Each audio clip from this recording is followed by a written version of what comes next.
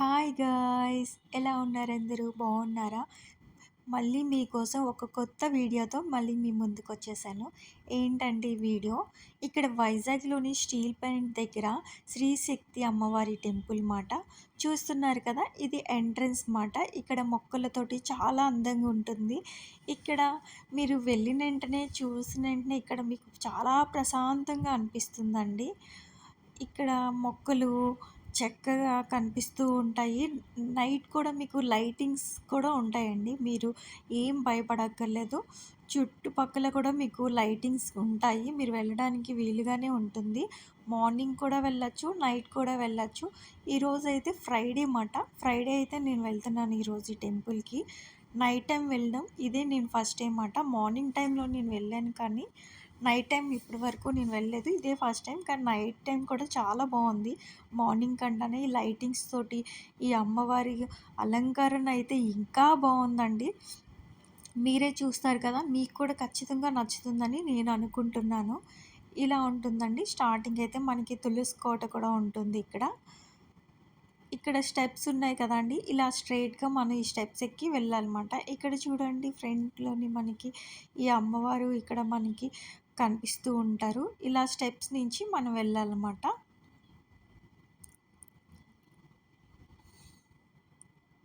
చూసారు కదా! ఇలా ఎళ్ళాలి.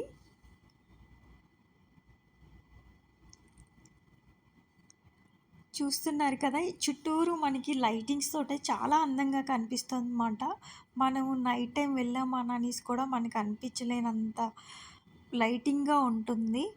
చూడడానికి చాలా అందంగా ఉంది. ఈ టెంపుల్ లోపల కూడా మనకి ఎంత విశాలంగా ఉందో, చాలా పెద్దగా ఉంది మాట ఈ టెంపుల్ కూడాన. ఇలా స్ట్రెయిట్‌గా మనం వెళ్ళగానే ఫస్ట్ మనకి దుర్గమ్మ తల్లే కనిపిస్తుంది మాట. ఫస్ట్ మనకి ఎంట్రన్స్ ఇక్కడ మనం వెళ్ళేటప్పుడు ఫస్ట్ మనం గణేశుడికి దండం పెట్టుకొని, తర్వాత శివుడిది ఉంటుంది మాట.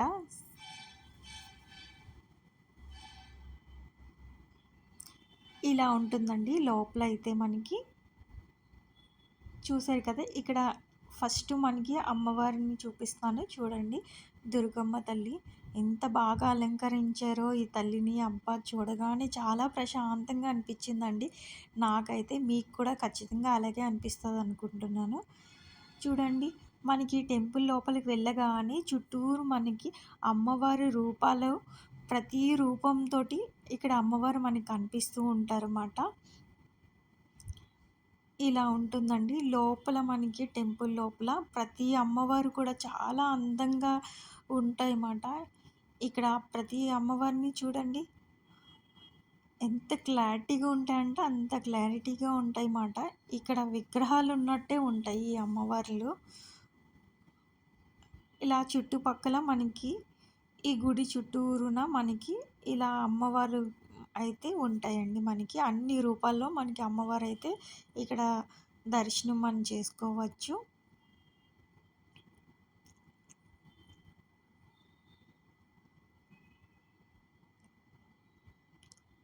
దుర్గమ్మ తల్లి. ఇలా అన్ని రూపాలతోటి మనకైతే ఇక్కడ మనకి టెంపుల్‌లో కనిపిస్తూ ఉంటారు.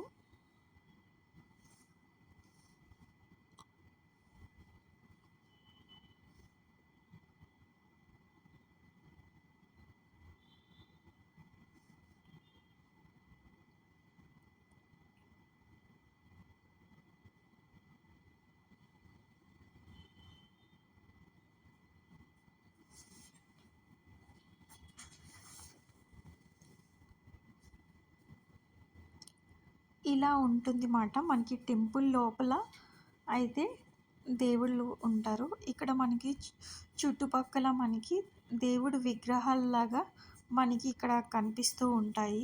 చుట్టుపక్కల అమ్మవారి రూపాలన్నమాట ఇవన్నీ. ఇది చాలా పెద్ద టెంపుల్ అండి. అందువల్ల మనకి అమ్మవారి రూపాలు ఎక్కువ కనిపిస్తున్నాయి. ఇక్కడ ఇప్పుడు మన లోపల ఎంట్రన్స్‌లో మనకి ఇక్కడ ఇలా అమ్మవారు కనిపిస్తూ ఉంటారు. ఫస్ట్ అయితే మనకి వినాయకుడిని దర్శనం చేసుకోవాలండి. చూసారు కదండీ! అమ్మవారు ఇక్కడ దుర్గమ్మ తల్లి. ఇక్కడ స్టార్టింగ్‌లో మనకి వినాయకుడు ఉంటారండి. వినాయకుడి తర్వాత ఇక్కడ అమ్మవారులు ఉంటారు.